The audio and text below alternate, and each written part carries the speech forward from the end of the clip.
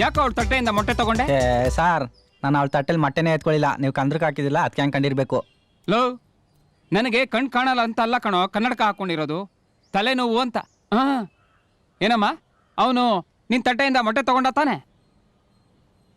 ಪಾಪ ಸರ್, ಅವಾಗ್ಲೂ ಉಣ್ಣಕ್ಕೆ ಅಂತ ತಲೆ ಬಗ್ಗಿಸ್ತಾನು, ತಲೆ ಮ್ಯಾಕ್ ಎತ್ತೇ ಇಲ್ಲ, ನನ್ನ ಕಡೆ ನೋಡೂ ಇಲ್ಲ. ಎಲ್ಲ ಕಡೆ ಹಾಗಲಕಾಯಿಗೆ ಬೇವಿನಕಾಯಿ ಸಾಕ್ಷಿ ಆದ್ರೆ ಇಲ್ಲಿ ಹುಂಜುಂಗೆ ಕೋಳಿನೇ ಸಾಕ್ಷಿ. ತಿನ್ರಪ್ಪ, ತಿನ್ನಿ ತಿನ್ನಿ.